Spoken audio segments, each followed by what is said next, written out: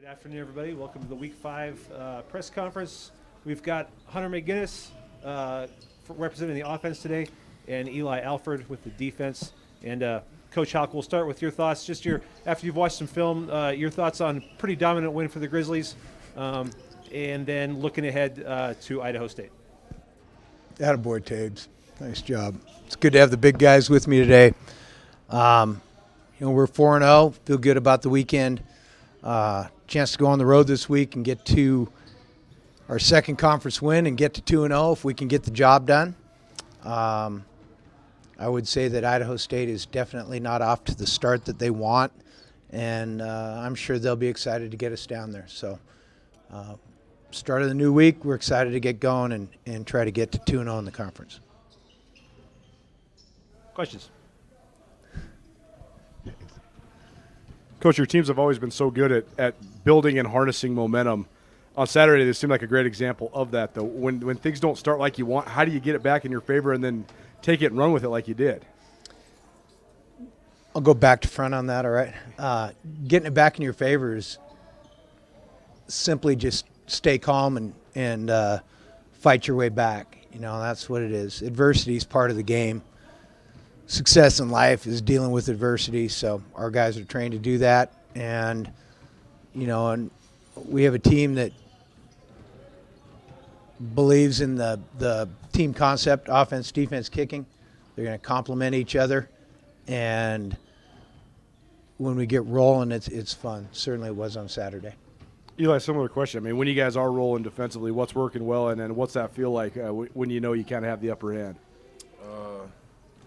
Really, it's just fun. I feel like once we start rolling, everyone on the defense just starts having even more fun time, and we just start rolling, I guess. I don't know.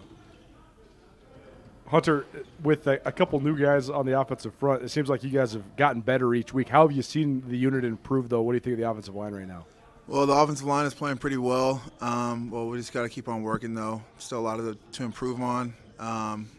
But, yeah, we're playing pretty well right now.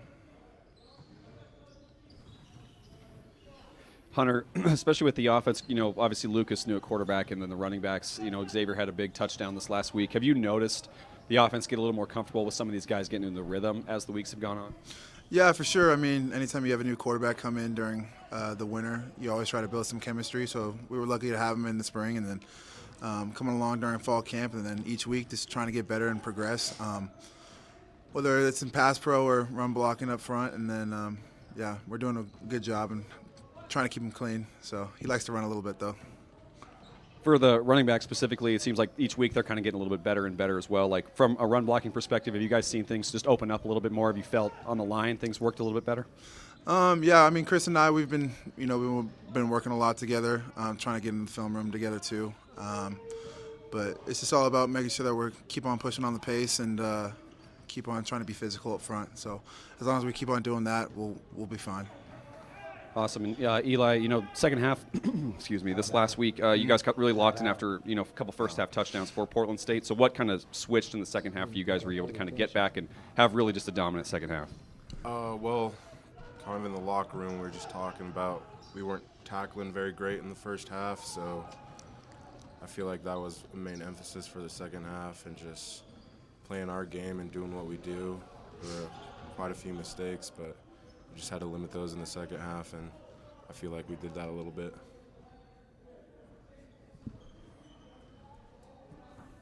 Hunter, this question's for you.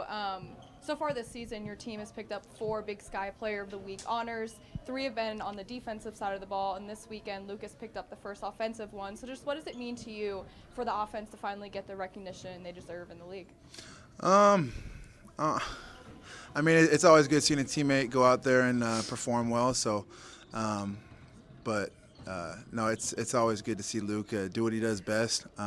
He's a great player, great teammate, and more importantly, he's a great human. So, it's always fun to go see the offense play well and put up some big points. And I got to applaud Lucas for doing that. So. And Hunter, just to kind of follow up on that, what stood out to you from a leadership perspective, having Lucas in the huddle so far this year? He's a great leader. We don't huddle. Oh. Sorry. There is no huddle. Yeah, there is no huddle for What the us. hell are you talking about?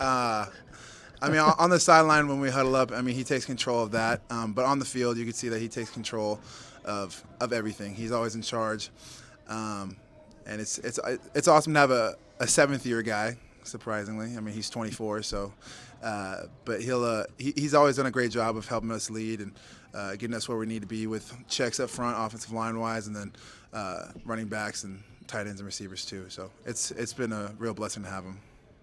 Eli, kind of similar question to Kelly's, just on the defensive side with Robbie taking, not only setting the program tackles record, but also getting the Big Sky Defensive Player of the Week. How excited are you as a teammate for him to get those honors?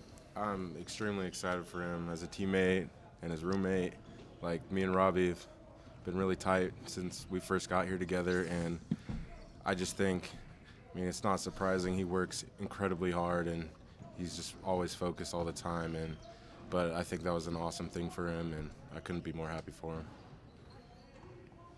And Bobby, just when you look at Idaho State on tape and, both sides of the ball, what stands out to you? What are the things that have kind of stood out on tape so far?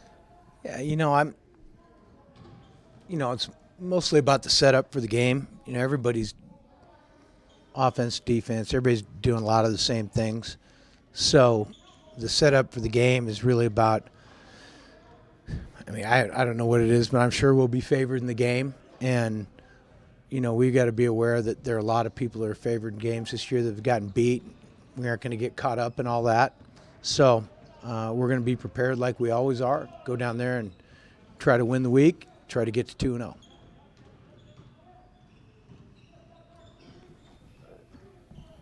Coach, that is so interesting to think about. Pretty much, when you watch college football, so many people are running so many of the same concepts, right? So what, in your estimation, then, is the defining factors between victories and losing? Two things: good players and execution. That's it.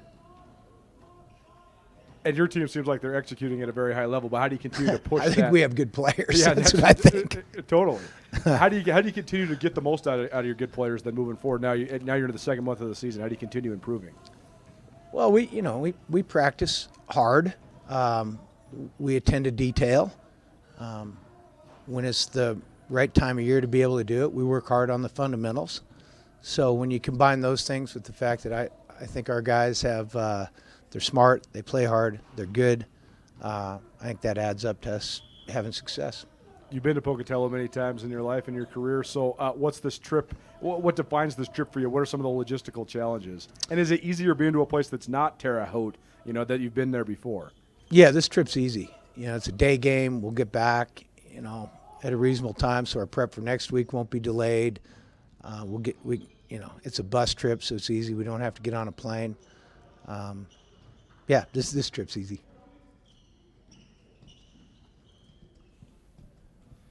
Bobby, just as far as, Idaho State with a new head coach who has a lot of head coaching experience at the high school level. So this, as you've seen maybe some of your friends who've made that kind of a jump, what's maybe the biggest challenge for a guy who's trying to, head a college program now at the Division I level? That's a good question. I'm probably the wrong one to answer that because I haven't done it. So, but I've known Charlie for a long time. He's a good guy and good football coach. I knew him when he was at Chaparral in Scottsdale, so I think I mentioned that to you yesterday. I don't know. I haven't gotten to do that, so I don't know the answer to that.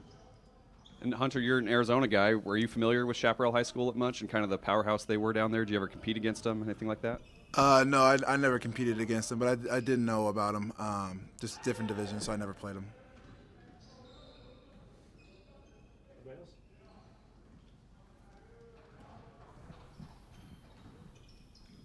Bobby, I know you added a couple analysts to your staff this year. Now that you have a handful of games with them, has it been the right decision to add them, or maybe what specifically have they added to your team that's helped you guys off to the strong start?